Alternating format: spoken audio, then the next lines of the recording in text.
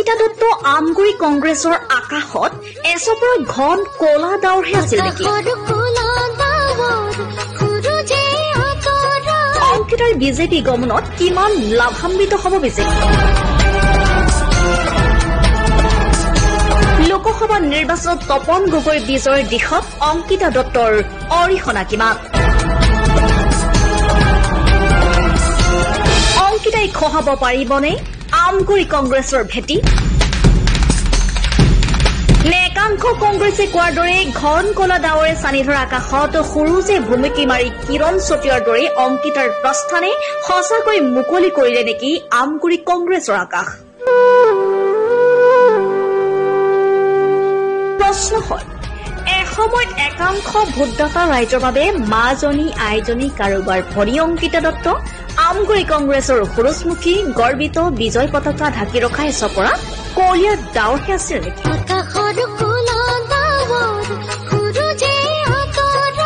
Assam live 7ৰ এক চৰজমিন সমীক্ষাত এই কথা স্পষ্ট যে অংকিতা দত্তই লৰাব নোৱাৰিলে আমগুৰি কংগ্ৰেছৰ সুদৃঢ় ভেটি।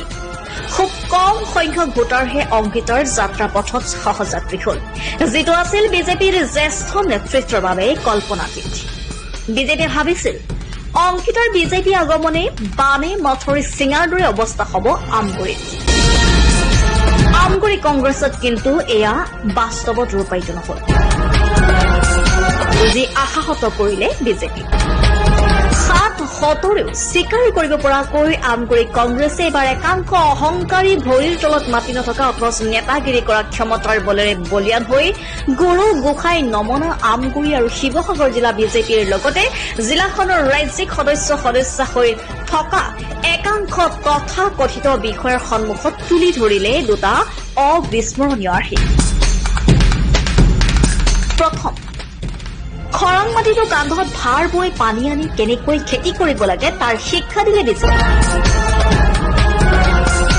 দ্বিতীয়, যুদ্ধত স্বপক্ষৰ সেনাপতি নিৰ্লজ্জভাৱে শত্ৰু পক্ষৰ ওচৰত আত্মসমৰ্পণ কৰাৰ পিছতো সুসংগবদ্ধ হৈ অধিকাৰ প্ৰতিষ্ঠাৰ ৰণাংগনৰ বাকৰিত কেনেকৈ যুঁজিব লাগে তাকো বুজাই দিলে আউল নলগাকৈ। জনতাৰ মাজত আজি আলোচ্য বিষয়টোৱে হ'ল আমগুৰি কংগ্ৰেছ সীমাবদ্ধতাৰ মাজত থাকিও বৃহত্তৰে আত্মবিশ্বাসেৰে যি সাহসী যুদ্ধ প্ৰদৰ্শন কৰিলে, তেনে এক পৰিৱেশ পৰিস্থিতিত যুদ্ধ কৰাটো বিজেপিৰ একাংশৰ বাবে যে শ্বাসৰুদ্ধকৰ হ'ব সেয়া নিশ্চিত। পৰৱৰ্তী প্ৰতিবেদনত আমি তুলি ধৰিম অংকিতা আৰু আমগুৰি কংগ্ৰেছৰ সফলতা বিফলতাৰ এক নিৰ্মোহ খতিয়ান। চাই থাকিব আসাম লাইভ 7। আপুনি আপোনাৰ সন্তানৰ নামভৰ্তি কৰিলেনে?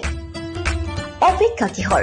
স্বৰ্ণোজ্জ্বল গৌৰৱময়ী ইতিহাসেৰে কঠোৰ সাধনাৰ অবিচলিত পথেৰে দশকজুৰি মানৱ সম্পদ গঢ়াৰ শুভ্ৰ ধ্বজা বহনকাৰী ঐতিহ্যমণ্ডিত আমগুৰি মহাবিদ্যালয় আপোনাৰ সন্তানৰ বাবে হ'ব পাৰে উন্নত শিক্ষা প্ৰদানেৰে উজ্জ্বল ভৱিষ্যত উপহাৰ দিয়া এখন পলসুৱা উপত্যকা। মহাবিদ্যালয়খনে উচ্চতৰ মাধ্যমিক চূড়ান্ত পৰীক্ষাত অসমৰ ভিতৰতে দ্বিতীয় আৰু সপ্তম স্থান দখল কৰি দুবাৰকৈ অঞ্চলটোলৈ গৌৰৱ কঢ়িয়াই আনিছে। 1967 চনতে প্ৰতিষ্ঠা লাভ কৰা মহাবিদ্যালয়খনে পঢ়া শুনাৰ ক্ষেত্ৰত কিছু পৰিমাণে দুৰ্বল ছাত্ৰ ছাত্ৰীৰ বাবে বিশেষ শ্ৰেণীৰ ব্যৱস্থা তথা বৃত্তিমুখী পাঠ্যক্ৰমৰ অন্তৰ্ভুক্তি মহাবিদ্যালয়খনৰ ইতিবাচক দিশ।